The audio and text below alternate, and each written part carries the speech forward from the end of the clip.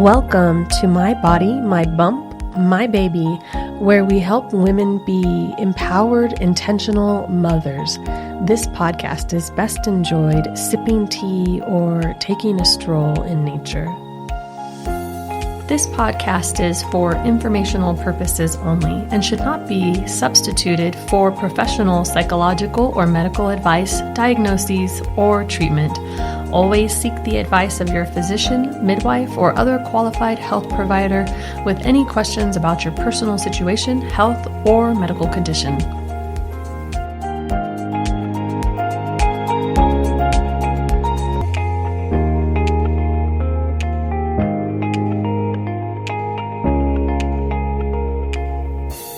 Welcome back to My Body, My Bump, My Baby. I am here with my friend Autumn today, and we're going to talk about her birth experiences.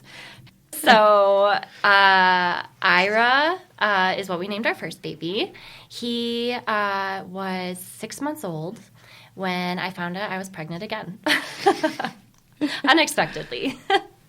So, we actually went to Disney World, and I felt like crap the whole time. And I was so tired, and I thought it was just that, like, we were doing a lot, and I had an infant that didn't sleep through the night. So I was like, I'm just mom tired, you know. But I went home. Patrick, my husband, again, told me he thought I was pregnant, and I said probably not. But then I took a pregnancy test, and I was definitely pregnant. It was really hard because I did not know. I had not had I had not been cycling. I was going to say, did you? I think I had one period, and then I kind of was like, oh, was it a period, or was it like kind of breakthrough bleeding after my postpartum? But it must have been a period, and then I must have ovulated because I got pregnant, and it was super unexpected, but we were, like, overjoyed. We were super excited about having another baby. It did make me nervous that my firstborn was so little. We were still breastfeeding, and I did intend on continuing to breastfeed throughout my pregnancy, but I did have a reduction in supply. And I had to supplement with formula. I think I was like 12 or 14 weeks along. So he was what? I think he was 7, 8 months? He was about 8 months old. Okay. Yeah. So we had to supplement with formula, and that was hard. That was not what I wanted to do, but it just was the circumstances, and we made the best of it. So yeah, so I found out I was pregnant. The birth center, I wanted to go with the birth center again. They were covered by my insurance, and I figured, we were having a VBAC that made my husband a little bit nervous. So Was he nervous, do you think, because it's a VBAC, or because he had now seen a cesarean and was like, okay? Well, so my husband actually has 2 children from a previous marriage, and they were both cesareans. Okay. So he was familiar with people having cesareans, but I think what it was our culture is very much like, oh, once a C-section, always a C-section. That's how his first wife, that's what she was told. Okay. So she had a really long labor with her first baby and then ended up in a C-section. And then for her second, they were like, oh, you just have another C-section now because you had one the first time. So he was nervous a lot because also he just didn't know. It was going against the grain of what he had been told. Okay. And he was just like, I care about you so much. And there's a little bit of a risk factor in it. So I think that just, There's a he risk just factor didn't want, in cesareans, Patrick. Exactly. That's what we talked about. And that's why he agreed. He was like, no, I totally think you should VBAC. Yeah. But he just wanted to, I think, have the birth center's right next to the hospital. So he was like, in case of an emergency, it would make me feel best. And I agreed with him. I was a little nervous too. I was comfortable with the birth center. Yes. So we established care at the birth center for what was going to be our VBAC baby. They require a doula there. They require that if it's your first vaginal birth, you have a doula. So I did have a doula the first time, like I said, and she came to the hospital with me and was there throughout the C-section. I loved her. She's amazing. Her name was Liz. I wanted her to be my doula again. So when we were at one of our first appointments, they said, okay, so who's your doula going to be? And I told them. And then they kind of said something about how they now have like a preferred list of doulas and how you have to choose from the list. And I was like, oh, well, I had her for my first birth, and you guys okayed her then. Is it okay if she is my doula? And they said, oh, that should be fine. So they told me that it was fine. Liz was going to be my doula, and we kind of just continued to go to our appointments. But they would also honor a VBAC less than 18 months there as well? Yes. In between? Okay, yes. cool. So they were fine with that. So that was, I guess, a little bit of a concern, I think, that they brought up. And that was another reason Patrick was like, maybe we just should. Made him more nervous. Yeah. Okay. Mm-hmm. Okay. And like I said, I liked the women at the birth center. So I was like totally on board with it. And I think it felt comfortable for me not to have to like find a new provider since I knew them and I was comfortable with them. So as I was getting out of my first trimester into my second trimester, I went to one of my appointments and they kind of asked me again who my doula was going to be. I reiterated that it was going to be Liz, and they told me that I couldn't have her as my doula. And that didn't like sit right with me. It was just super weird to me that they had okayed her and then they kind of like took it back.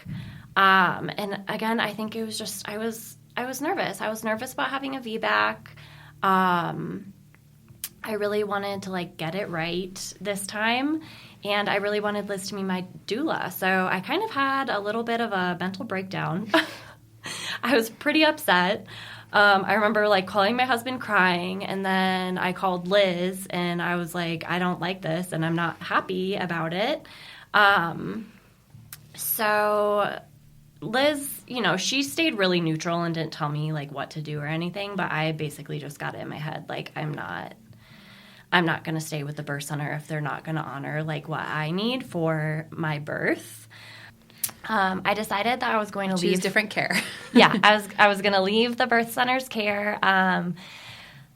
This is where it got a little daunting. I started calling midwives around town, and nobody wanted to take me because I was having a VBAC less than 18 months after my cesarean. So ACOG recommends that it's a recommendation. It's a recommendation that you do 18 months or more between your VBAC and your cesarean, and mine was going to be 14 months apart. So every midwife I called, as soon as they found out that I was going to be 14 months apart, they were like, no, I will not take you. My insurance won't cover it. I'm not comfortable with it. So that started to feel a little bit panicky because I felt like nobody wanted to take me on as a patient. But I did find a midwife group in town. I sat down with her, and she was basically like, that's just a recommendation. It's based off of studies that do not factor in if they're being induced. Are they using Pitocin? Those kinds of things that do affect your risk of uterine rupture, which is the big scary thing everybody's freaked out about with VBACs. And so I ended up the other thing that I wanted to talk to them about is if I had a breech baby, because I was really nervous that I might have a breech baby again, and I was like, I do not want to be told that they're just going to drop care for me again. So I basically was like, have you, what will happen if I come in my late late in my pregnancy and I have a breech baby, and they were like, well, we would sit down and have a conversation, and they basically told me that they're not supposed to deliver breech babies, but they have intentionally before, but that they want to make sure that you have informed consent. And she's like, we sit down and we have a conversation about it, and then we make a decision together, which I felt really good about. So they were covered by our insurance, which was amazing, and I really vibed with the midwife I met, so we decided to transfer care. We transferred care, and I think I was like just after 20 weeks. I had just gotten my anatomy ultrasound, and so after that, everything was really smooth. COVID happened. I got COVID while I was pregnant, which, it really wasn't that bad for me. I think I was sick for like 12 hours and then I felt fine, but everything was like really scary in the world and freaking you out. Yeah. And we got like, we were like shut down in our house with a toddler and, I was pregnant. So that wasn't too much fun. But we survived, and we made it to the end of the pregnancy. I think my due date was July 11th. I was so big, and everybody was like, you're gonna pop, and you're gonna have your baby before your due date. So I think I was like kind of hoping that I would, but my due date came and went, and no baby. By the time I went in for my like 41-week appointment, I think I was starting to freak out a little bit. I got really in my head. I think I was nervous that they were going to drop care. I think in Colorado, midwives are technically supposed to transfer care after 42 weeks. Mm-hmm. Yeah. I was really, really freaked out about having to transfer care again. I think that was a really big thing that weighed on me. So at that appointment, I asked them kind of like, what do we do that I'm not going into labor yet? And they were like, well, we don't have to do anything, but if you want, we can do a membrane sweep. So she explained to me what it was, and I was like, well, why not? Well, let's just try it. So we did the membrane sweep. It really hurt. I think I was like half a centimeter dilated. So it was just like, it just was not, I shouldn't have done it, but I was really freaked out. So I did. And, I remember I bled a little bit, I think just from like the membrane sweep. And then I went to bed that night, and then I had like on and off contractions all night. They weren't anything that was really painful, but it was like just enough that I did not get good sleep all night. So I woke up in the morning, and by the time we had like made coffee and kind of gotten going, I was having pretty regular contractions. So we got super excited. We went for a walk. My contractions continued. I called my mom and asked her to come get the kids because we had my husband's kids with us from a previous marriage, and then Ira, he was, I think, 14 months at the time.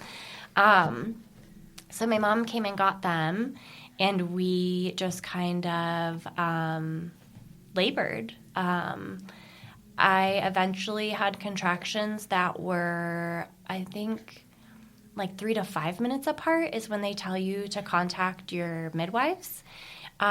So we did. Patrick was timing them, and he was the one who contacted them. And then when he told me they were on their way, it was really weird because intuitively I was like, I don't think they should be coming yet. Like, I don't feel like this is it. I didn't say anything to him. I think at one point he was like, we should set up the pool. And I was like, I don't think we need to set up the pool yet. Like, we're just, in the beginning of labor. Yeah. But like the timing of my contractions was telling everyone that it was time, like go time. Yeah. So the midwives show up, and I like straight up told them, I was like, I don't think I'm about to have this baby right now. Like, it does not feel like that to me. So I agreed for them to check me, and sure enough, I was like 2 centimeters dilated. So they left, and we continued to just labor. Yeah, so I was having a really on and off labor pattern. My contractions were really close apart, then they'd be really spaced out. So I was kind of losing steam. The midwives recommended that I rest, so I tried to do that in the evening. We told my mom to bring the kids back because we didn't know how long it was going to be before, our baby was born. So my mom brings the kids home. Patrick gets everybody into bed.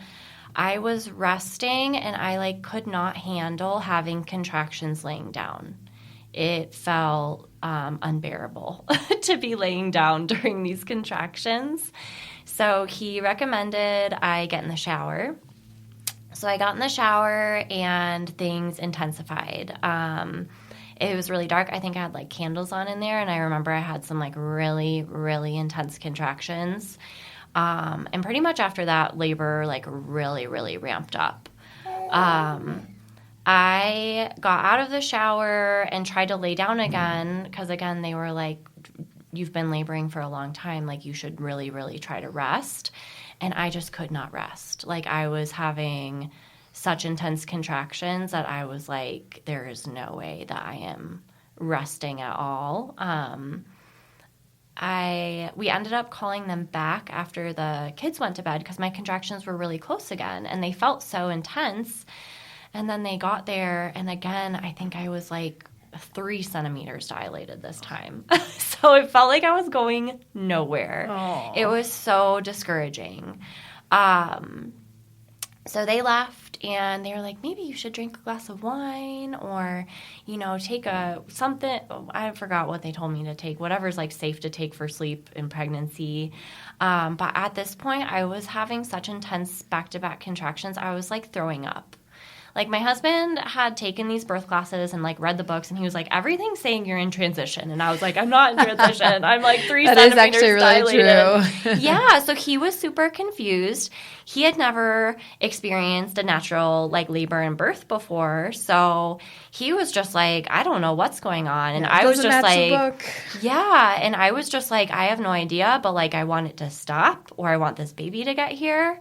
So I wasn't handling it well at that point. I think I was just really tired. Patrick did set up the pool and filled it up, and I did end up getting into the pool, and that actually really helped me. I was able to labor there for a long time, I think the next 4 hours. But again, I just had the craziest contractions. I was having 1.5 minute long contractions.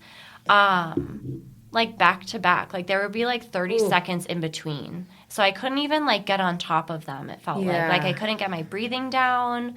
I felt really out of control. So by the time they came around midnight to check me, I think I was a half centimeter more dilated, and I wanted to scream.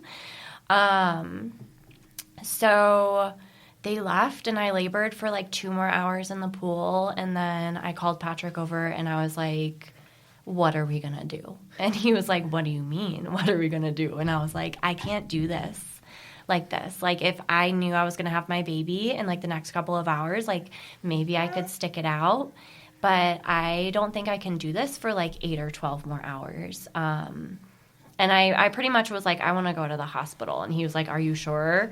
And I think he thought he was like, oh, I should just tell her. I was like, I'm going to beg to go to the hospital, and you should tell me no, and try to distract me. And so he was like, I think what it was I was like, okay, pack a bag. And so he was packing the bag really slow, and I was like, what are you doing? Get the bag packed. We are going to the hospital. I want to go to the hospital now. We called my friend Kelsey to come be with the kids. Because your doula also was unable to be there, right? Yeah, I forgot about that. So my doula had a family emergency. Yeah. I think it was on the Sunday before my appointment. So she had left the state. Like she had to leave and go handle something that was happening with her family. So I did not have a doula. And we decided to go to the hospital. We made that decision. Patrick was packing a bag. I was laboring, like when you are sitting on the toilet backwards, that position, which just like made everything so much. He was like, maybe you should sit on the toilet. The dilation station. Yeah, and I remember I was like, I almost felt like I was stuck there. Like I wanted to get off, but I like couldn't because I was having so many contractions over and over again. We get to the hospital at about 4 a.m. My husband initially goes to park in the parking lot, which I think is so funny looking back on because I was absolutely like, what in the heck are you doing? And I remember he was like, I'm sorry. And he like pulls us up through the valet. I had a huge contraction in the car. And I remember like waiting for it to end and then being like, okay, I'm going to book it in there before I have another contraction. And I remember I was like waddling into the hospital and like right before those like sliding glass doors, the sliding doors open to the hospital, I have a huge contraction and I'm like down on my knees, like breathing and moaning through it. And it was so funny because this like young man came out and he had like a wheelchair for me and he was like, don't worry, ma'am. We're not going to let you have your baby out here. And I just wanted to be like, I want the baby out here. Yeah, I was like, I wouldn't be here if I was about to have my baby. Like, I am nowhere near having my baby right now. And that is why I am here. Yeah, so in between the time that they rolled me up to the maternity ward, my waters had started leaking. I could kind of feel like every contraction I was having, like more would leak out. So that was kind of promising. Like I figured like, okay, something's probably happening here. They get me into the room. I remember they offered me a shot of fentanyl, I think. Is that what they give you? Sometimes, yeah. Mm-hmm. Yeah, so I wanted an epidural. Like I knew at that point, like I was going in to get an epidural so that I could rest. I was completely exhausted. I hadn't been able to eat all day. Yeah. So I let them do the shot of fentanyl. I think like 30, 45 minutes later, they did come and place my epidural. And did you get relief from the fentanyl? You know, not really. I think it just made me like kind of loopy. Okay. Like I remember it still felt like super intense. Okay. But I just felt like a little bit more out disconnected. of it. Yeah, okay. Totally. Yeah. So they placed the epidural. They wanted to start Pitocin like right away. And I kind of had to argue a little bit. I'm already contracting. Yeah, and I was just like, no. Like, I was like, if I don't have to and I'm not going to, and, like, if in 4 or 5 hours I'm not getting anywhere, then I will consider, but I don't think I need to do it, like, right away off the bat. So I was not a fan of the night doctor. She made sure that I knew that she did not recommend people do VBACs at home. She wanted to place like some sort of internal monitor. It wasn't the one that like screws into their head. I forgot what it was, but I remember even when I asked one of the nurses about it, she was like, I felt like she was like, I don't know why she wants to do that. So that was really weird, but I think I only had her for like 2 hours, and then it shifted to the day doctor, and she was super sweet. Like, she came in and she was like, everything looks great. You're doing amazing. Baby is healthy. Like, we can totally do a VBAC, and we just want to support you in what you want to do. So I rested. It was amazing. I took a nap. I asked my husband to go to Panera and get me a bagel and sneak me a bagel in, and I ate a bagel because I was so hungry. So I felt like I like got my energy back up. I think by the time like 11 a.m. rolled around, I started to Well, I guess I should say, I think around like 8 a.m., I did end up agreeing to Pitocin because I wasn't dilating. I probably would have been fine, but it just wasn't as quick as they wanted me to. So I ended up agreeing to it. I labored. I used the peanut ball, and I like switched sides every 30 minutes because I heard that could be helpful for positioning and getting baby down. By the time I think like 11, 12 rolled around, I was in transition. Looking back on it, I think that my epidural didn't actually like work all the way because I had a lot of pain on one side of my body. So it worked on one side, yeah. Yeah. But I mean, I was just, it was still a relief to me, so I didn't complain about it. But I do remember like transition being really intense. I think by like 1 or 2 o'clock, they had me do some like practice pushing because I was complete. And then I like really started pushing at 2 p.m. And I pushed for a little under 2 hours, and she was born at 3:50 p.m. What was really cool is a few hours before she was born, the OB came in and talked to me and asked me like what I wanted for the birth, and I said I really wanted to catch my own baby. So it was really cool. When she was coming out, she was like, okay, reach down and catch your baby. So I grabbed her and I pulled her up to my chest, and she cried. She had like beautiful blonde hair, which was unexpected because I have really dark hair, and my son had dark hair, so that like caught me off guard. But yeah, she just had like the girliest cry, and my husband kissed me, and we just looked at her, and yeah, we didn't have any complications. I asked them not to give me Pitocin to get my placenta out. I don't know if they listened. I was kind of in a fog, and I know they do it through the IV. I'm hoping that they didn't, but looking back, I'm like, You just look at your notes. That's probably the only way you find that. Yeah, exactly. Yeah, and I never have, so I don't know. But I did end up having a tear. I tore, it like wasn't my labia. It was like more on the inner tissues that I tore. A clitoral tear or no? No, it was like more like inside of my vagina. I guess one of the other things that I left out was that when I was pushing, her heart rate did go a little bit low. I remember for a couple contractions, they were like, don't push. But I mean, at that point, I was like, your body's pushing. My body is pushing this baby out. There's like, I'm not pushing, but I am. Yeah. So it's almost a better piece of advice that there is keep pushing, but like think about like with your breath there and like sending breath to your baby. Yes, exactly. Yeah. So I tried just breathing and not pushing, but I was like, I am definitely pushing still.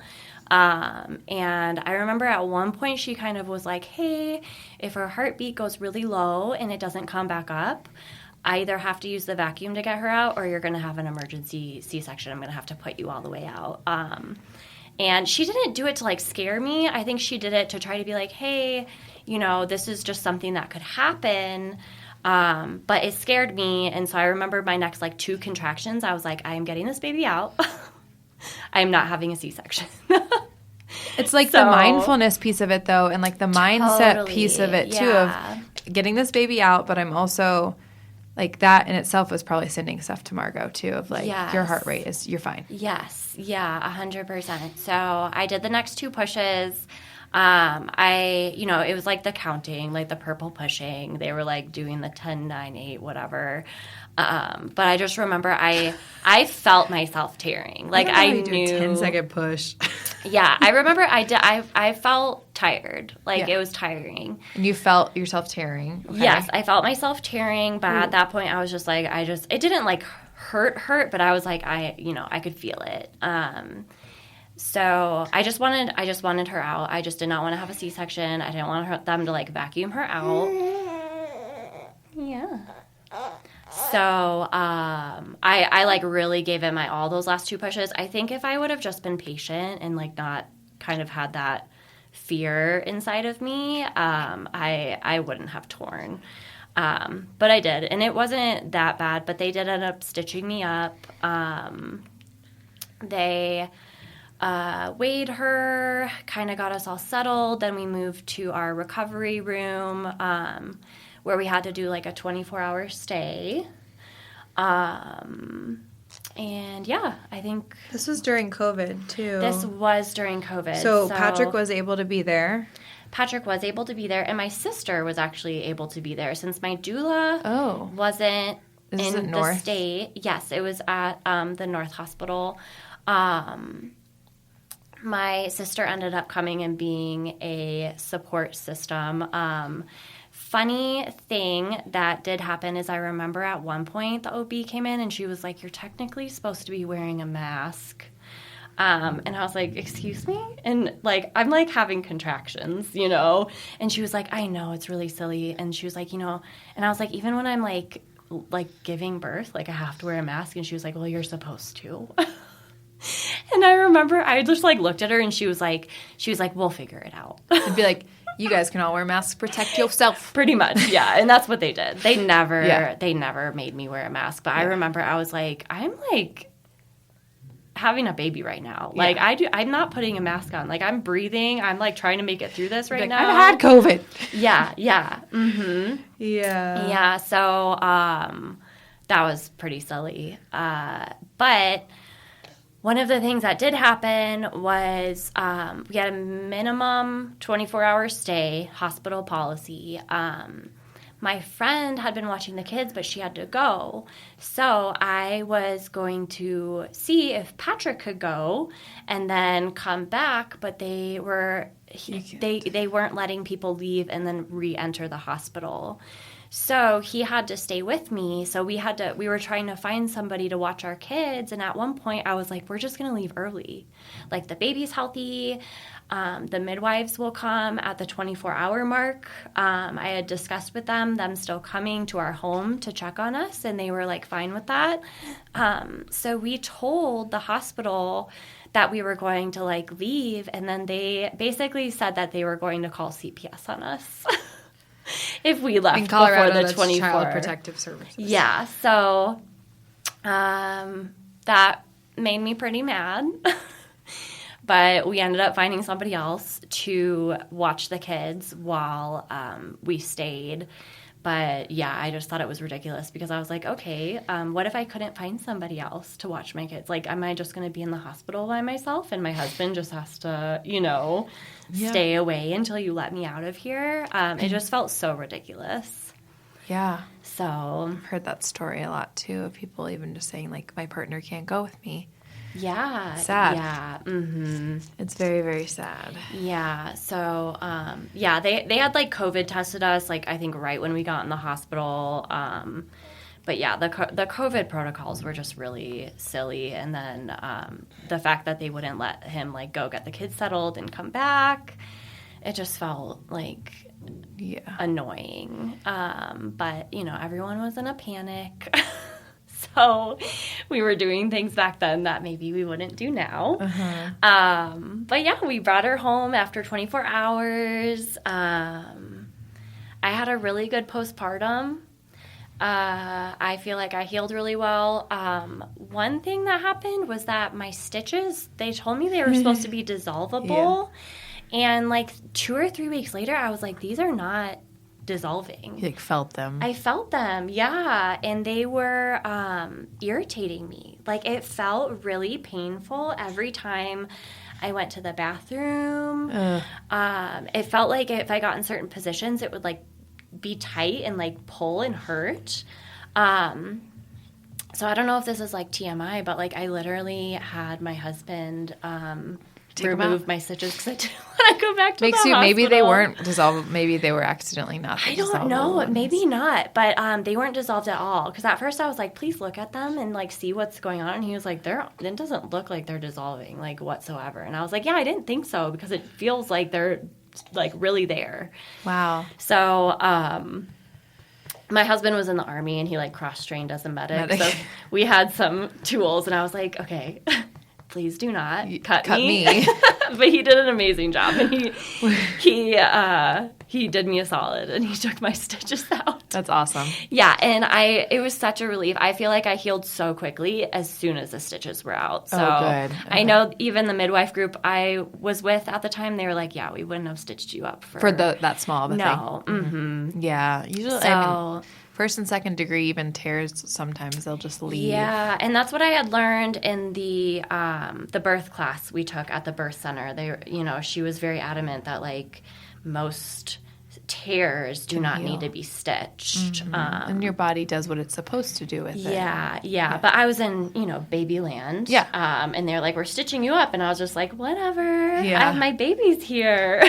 So I remember being really tired. It ended up being like 41 hours, I think, that I had been in labor. So, it was just such a relief to have her there. That I got my VBAC. I think that was a huge thing. There was always something like in me that was like, what if I can't do it? Or what if something goes wrong?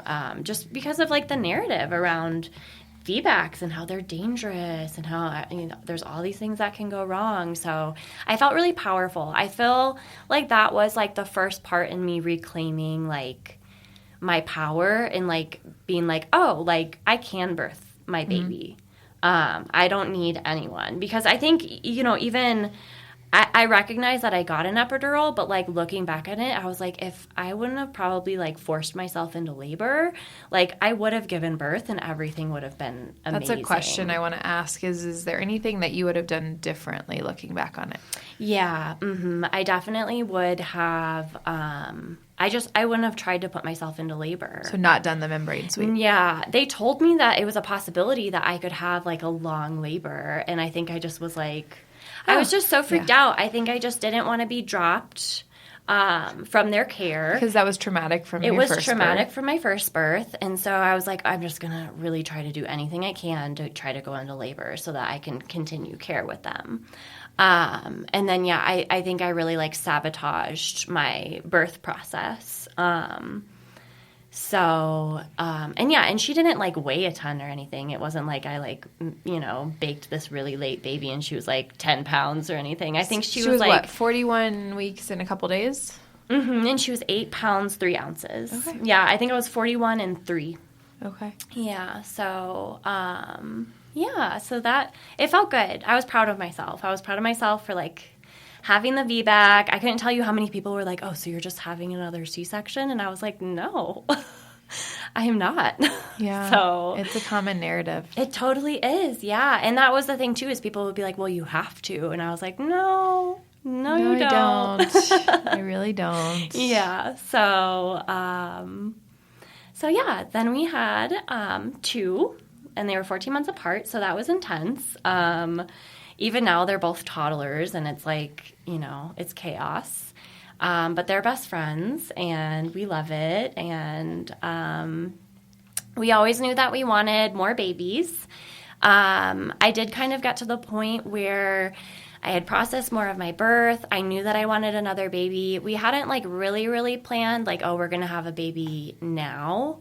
But what happened was that I knew that I was ovulating, and I had actually watched this woman live stream her home birth on Instagram. It really is orgasmic. Oh my God. I was just like, I remember my husband was sleeping next to me, and I like watched this woman give birth, and I was like, I want that.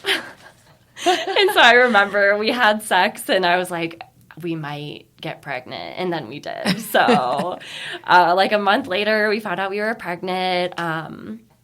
This time my due date was, it was August 3rd, 1st. Val was born what, the 15th? I was the 14th, and I was 42 and one day. So it was like the 1st, I think, or second. Yeah. Like August 1st you know what? or 2nd. I didn't get any ultrasounds with Val. So Val is my 3rd baby. I got really into like free birthing and like wild pregnancies. So I ended up deciding I was going to do like really minimal care throughout my pregnancy with him. I just really wanted to like lean in, listen to my intuition, and trust my body. So I did not get a dating ultrasound. So I knew that my due date was probably somewhere in between like late July and early August, according to like my last missed period. Do you do LMP or do you conception date? Well, I did both. Okay. Because I wasn't like for sure that was it. And I have kind of long cycles. So sometimes it's a little bit of a mystery to me when I like am actually ovulating. Yeah. Mm-hmm. Okay. So I knew it was like late July, early August was my due date. Kind of funny is that I started telling people August 14th because I really did not want to get in my head. Or August 15th, I think. Yeah, it was August 15th, the smack dab middle of August. I was telling people was when the baby could be there because I didn't want people bothering me towards the end of my pregnancy. That really psyched me out with Margot. Everyone checking in, everyone being like, oh, is the baby here yet? I'm like, no, the baby's not here. Like, you would have known. Like, I would have told you if the baby was here. Like, stop. Like, I want the baby to be here. And you're just, like, rubbing it in my face. Stop being nosy. That I haven't had this baby yet.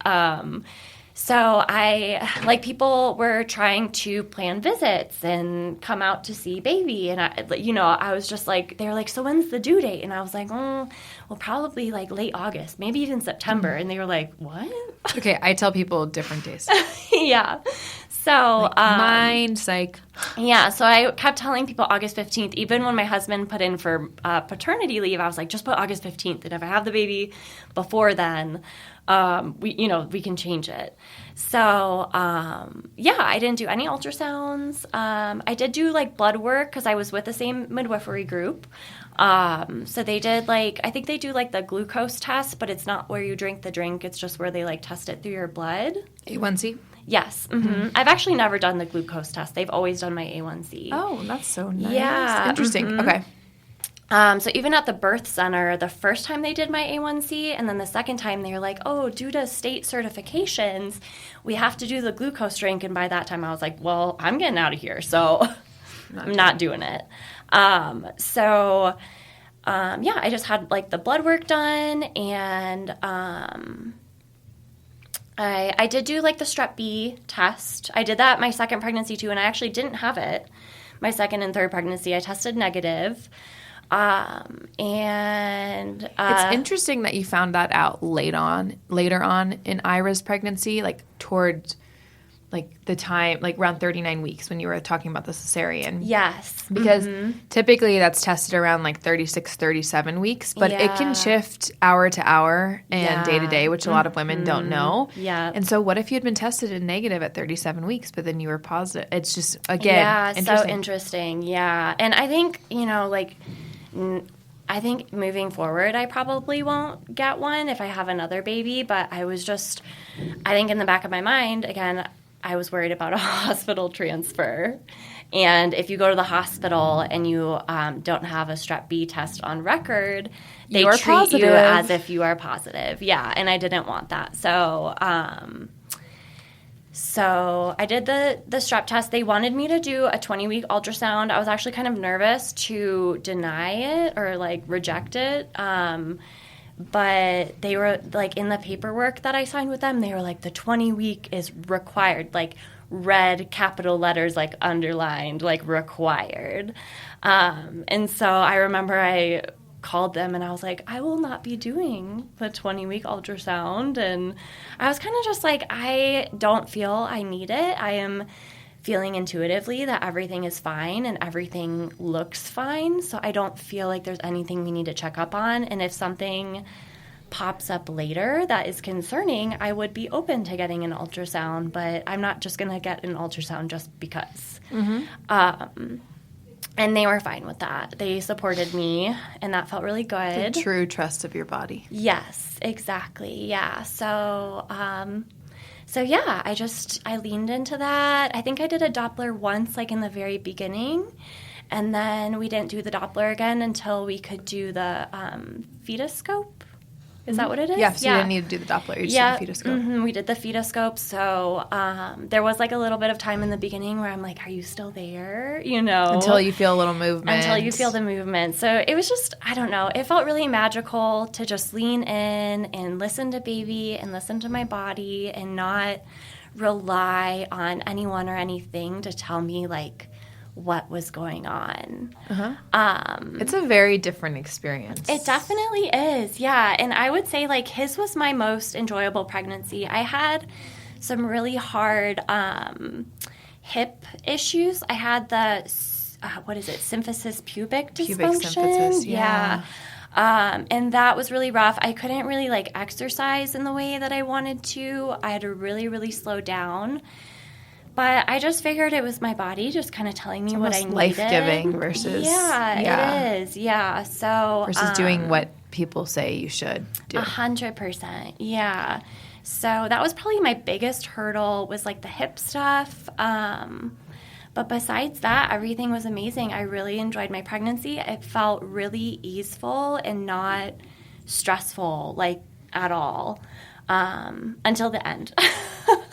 When you were waiting. When I was waiting. So... you hit the 41 weeks in 2 or 3 days, and you're like, well, that was Margot. I figured I'd go to 41 plus I don't weeks. know. You were saying, but outwardly, you were telling people that you were going to go to 42.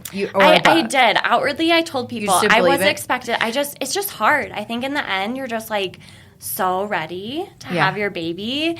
And then what happened was my midwifery team really wanted me to get a NST or a non-stress test and a biophysical profile at 42 weeks. And it was kind of like you have to get one or we can't have you under our care. And that stressed me out a bit. I did not want to get a biophysical profile or a non-stress test. I did do one with Margot, and it was completely fine. I think it was at 41 weeks. You had come so far of just trusting your body and this whole pregnancy. Yeah. I just really wasn't a fan of like leaning in and like trusting and then all of a sudden being like, oh, we have to make sure that the baby's doing okay. And I had known multiple people who went overdue, had NSTs or biophysical profiles that looked bad and ended up being induced. And I did not want that. I felt like I had come so long and I had like waited it out and I was like, I am not going to. So I was 41 weeks and 6 days. I had agreed to do the biophysical profile and the NST like the day that I turned 42 weeks. I had a little bit of like a breakdown with my husband where I was like, what if it comes back like looking not good and they want to transfer care? And then I was freaking out that, they wouldn't be able to attend the home birth if that happened. And he was like, well, we'll just free birth then. And that actually made me feel a lot better. Yeah. When the partner's like cool with it, you're like, okay. Yeah, totally. Then so nothing can happen. That like really helped. Like he like really reined me in. And he was like my rock during that time. So that was just it made me feel so much better where I was like, okay, we have a plan. If things go a different way than we had been planning. So I wake up the morning that I'm supposed to have my NST and the biophysical profile, and we actually were like having sex, and I kind of like noticed that I felt very like wet, but it didn't feel like I was just like wet because we were having sex. It felt more like. Had you experienced losing your mucus plug with Margot? No. Mm-mm. Okay. Nope, I had not. So I texted my midwife and I was like, things are like feeling really wet and I don't know if it's my water or not. And she kind of was like, well, towards the end of pregnancy, things can get really wet down there. So it could just be that things are like shifting. But in my birth box, I had one of those amnicators. I forgot what it is. It's like a little Q-tip, and you swab yourself, and then you put it in a solution, and it actually tells you what it is. Yeah, it tells you like the pH, and I guess that like a certain pH indicates that it's amniotic fluid. I haven't heard of that. Okay. Yeah, so I did that, and it actually said it wasn't amniotic fluid, but then it continued to leak. So by the time like 12 p.m. rolled around, I was like, I'm pretty positive that my water is leaking. I texted my midwife, and she was like, okay, cool, we'll just cancel your appointment. And if you haven't had the baby by tomorrow morning, we can do it then. And I was like, okay. Cool. Awesome. Because I had a feeling. I felt like my contractions were ramping up. Every time I had a contraction, my water would leak, like the first time my water broke in the hospital. So I was like, my water is leaking out, and like this baby is on its way here. Yeah. I remember Patrick texted us all that morning. It was really like... Yeah. He was like, she lost her mucus plug. It was so magical. I felt so proud of myself for just like letting myself go into labor, and not like rushing it and not putting like a time frame on it. We kind of just started preparing. We kind of got the house ready. We cleaned up. We like hung out with the kids. Do you bake something? Bake a birthday cake or something like that? Yeah, so we made a birthday cake, which I wanted to do with all my previous births and just hadn't been able to. So the kids were napping.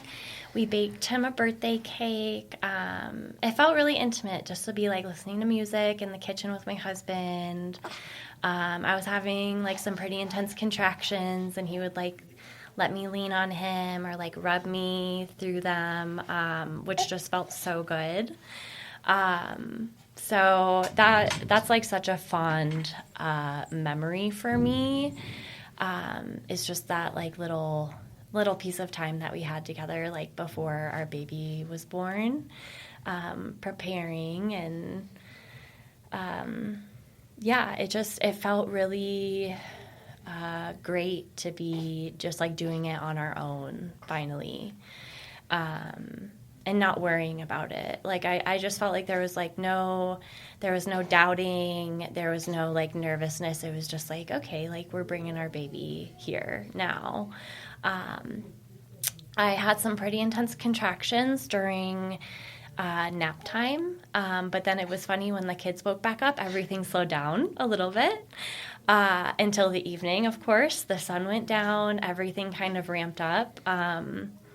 Our friend Leslie ended up coming over to feed the kids dinner and put everybody to bed because by the time like 5 or 6 o'clock rolled around, I felt like I really needed Patrick to work through my contractions. Like I needed to like hang on him or like lean on him, and I didn't really want to be alone. So that was super helpful, and she like fed me fruit, made sure I was hydrated. So yeah, we got the kids in bed. We got the pool up, and we filled up the pool. It was kind of funny because the like hose connector we got for the sink like didn't fit. Those are hard. It was so funny. I started panicking a little bit. I remember I was like, am I getting in the tub or am I getting in the pool? Like, what's going on? But Patrick was a hero, and he came through. He, like, figured out how to, like, duct tape it and make it work. So he filled up the pool for me. I got in the pool and started laboring.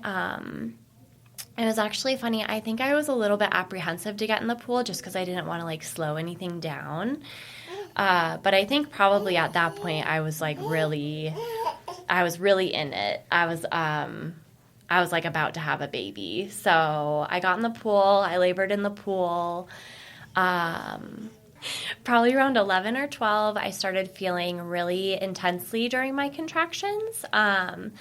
I think now I was like going through transition. I kind of had that like creeping doubt where I was like, is this going anywhere? Am I going to just labor for like 40 hours again? I also felt really dreamy. I was in that space where I was like resting during contractions, and I felt like I was having these like ethereal dreams and like visions. Land. Yeah. It was super, super cool. I didn't expect it, but it was like really interesting. And I remember even being like consciously being like, oh, this is so interesting, like what my mind and body are doing right now. So I got to like midnight. I started making different noises, and Patrick was like, are you pushing right now? And I was like, I don't know. Like, am I? Does it sound like I'm pushing? And he was like, you sound different. And so I was like, maybe you should text the midwife and see if she can come by and like tell me what's going on. Is that something that you guys had talked about of when you were going to call the midwife? We kind of hadn't. I was kind of like, if we get to the end and like the baby's coming out, like we'll just have the baby and call them after. Or I think I was really nervous to call them too soon again, because I feel that with Margot, calling them so early really disrupted my labor process. And I think that also had a part in prolonging it in the way that it was. So we called our midwife, and she was actually at another birth. So she was like, we're going to finish up here, and then we'll head to you. She headed over and got there, and she kind of just got there and like got all of her stuff out, and she didn't really say anything, but Patrick said, he was like, by the way she set up, I could tell like we were about to have a baby. So I kept laboring, and I was feeling really pushy. I feel like my body was pushing during contractions again. It started to feel really frustrating, though, because I was feeling so pushy, and then I kept feeling down to see if I could feel his head, and I couldn't feel it. And it's like I kept waiting and waiting and waiting for him to crown, and I wasn't feeling any progress. So finally, I was like, okay, I don't know what I said. I think I said something along the lines of, I was like, I'm getting really tired, or I'm getting really frustrated. And so I did ask to be checked. When she checked me, she was like, oh, yeah, you're like 9.5 centimeters, and you just have a little bit of a cervical lip. If you want me to move it, I can move it. And I was like, well, is that going to like help things progress? And she was like, it could. And I was like, does it hurt? And she was like, it could. And I was like, okay, then no. And I guess Patrick tells me that I didn't say no and that I was just silent. And they were like, oh, all right, then. I guess we're not doing it. I mean, that's true informed consent right there, though. Yeah, so I guess I didn't say anything. But in my head, I was like, F that, like, I am not letting you touch me if it's going to hurt, because I was already I was feeling so intense throughout my contractions. I just couldn't imagine, like, adding anything to that. So I think I had, like, 3 or 4 more contractions, and I just, like, was so incredibly frustrated that I was like, just do it. I don't care if it hurts, like, just please do it. And she was like, okay, on your next contraction, I'm going to put my fingers into your vagina, and I'm just going to move the lip, and then I'll be done. And so I had my next contraction. I was in the pool still. She moved the lip, and it literally, like, it did not hurt at all. I love how she walked you through what she was doing. Yeah, she was amazing. She did such a great job, and I didn't even feel it, to be honest. And I swear, as soon as she moved it, his head, like, plummeted into my birth canal or my vagina. It was like the game was on at that point, and, like, my contractions started to be so incredibly intense. I could feel his head moving down and him crowning. So that, like, gave me so much energy. I was like, okay, he's coming. I can feel it happening. And so that's when I feel like my body was really, like, really pushing. we did the thing where he kind of like, he went out and then he would go back in, and then his head would go out a little bit more, and then it would go back in, and that felt really frustrating to me. But I knew that I didn't want to rush it because that's how you tear.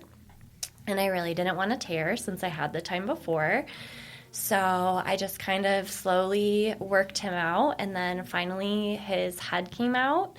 And then on the next contraction, I pushed out his body, and Patrick actually caught him in the pool, and he had his sack over his face. So Patrick like kind of pulled it back off of his face and then brought him above the water and handed him to me. And I remember I just looked at him and I was like, we did it.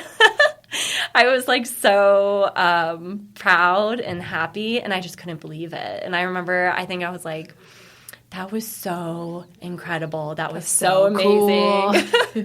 Yeah, I was like, that was insane. And our midwife was like, I know, isn't it? It's so crazy. And we were all just like in awe. And it was actually really cool. My midwife and the nurse that was there, they were pregnant as well. So I feel like there was not like a dry eye in the room. Like we were all just like, it was just surreal, that moment of him like crying and like coming into the world. It was so incredible. It was like one of the best moments of my life. It's so cool to hear your different experiences too, because B talks about this a lot, but there's something different about what your body and your mind does when you have your baby in your home, in your safe space too. Yeah, and it just was so cool. Like the moment he was born, I was just like, everything is right in the world. Like I feel no pain. I felt so energized. I mean, it was like 2 o'clock in the morning. I think he was born at 2:08. And I remember I was just like, I felt so energized. By the time we like weighed him and cut the cord and like got in bed, my husband was so tired and I was like wired. I remember I was like, are you going to sleep? And he was like, yeah, I'm really, really tired. And I was like, okay. I'm not, but I'm just going to stare at my baby. Yes, exactly. So yeah, it was just amazing. The nurse helped me shower. They cleaned up everything and then like tucked us into bed. And then we went to sleep with our baby, and it just felt like so natural and right. And you know, it was so funny because everyone says like, oh, it's not the same type of pain and it's not really painful. And I always had a really hard time wrapping my head around that because with Margot, it did feel really painful. My entire like labor, it felt unbearable at times. And I never felt that way with him. It felt very like gentle and easeful, and I would say it felt intense, but I never would use like the word pain to describe it. And I've heard other people say that, and it's interesting that that's like when you have, I think, a birth that you just let progress completely the way as like nature intends, we have such a different experience of the quote unquote pain. And you did a lot to let your pregnancy progress the way that nature intended to, without interrupting things, interrupting also your mind-body connection to your baby throughout pregnancy by bringing up any pieces of anxiety around it too. Yeah. And I think that also was a huge impact on your birth. Yeah, and I felt very relaxed the entire labor. I never felt stressed. Like I said, I had like that little doubting moment, I think, when I hit transition where I was like, am I ever going to have this baby? Yeah. But I think that's normal. Yeah. It is normal. Yeah. Yeah, you have to have that doubt. You have to break before you can like birth. Yeah. I remember telling my husband, I was like, I'm feeling a little tuckered out. I think I didn't want to say that I couldn't do it because I didn't want to like utter those words, but I was like, I'm really tuckered. Yeah. I was like, I'm feeling it. I'm feeling it right now. So, is there anything that you would do differently? You know, I don't think so. I think that I really loved my birth experience with him. And, you know, I was saying earlier, like, at first I felt like I went through a little bit of a grieving process after he was born because I was like, I missed out on this with my other children. it was such a different experience. And not to say that I'm, like I wasn't connected with my other children because of how they were brought into the world, but it's just such a different experience, I think, to have like the whole hormonal matrix and to not have it disturbed. And I felt everything. I felt every single thing throughout his birth and labor, and it just felt so like sobering in the best way. I don't know how else to explain it. Ethereal. Yeah, grounding. Yeah. And I do feel like I missed out on that with my other two. I personally believe everything happens for a reason, and I had to kind of go through what I went through to learn the knowledge and tools to have the kind of birth that we had with my third. So I think I'm at peace with how everything happened, but it is so crazy because I had him and then I was like, I want to do that again. Yeah, that's how I felt with Oliver too. And then you get a little bit farther into your postpartum and you're like, maybe I'll pause. Yeah. Mm-hmm. Yeah. That's I think, funny. like, personally, I think being pregnant is harder than, like, being in labor and, like, birthing your baby. Yeah. It's a long time. Yeah. And it was such a relief. It just felt, like, so incredibly, like a huge breath of fresh air to bring him into the world. It felt so good. So I would do it again in a heartbeat.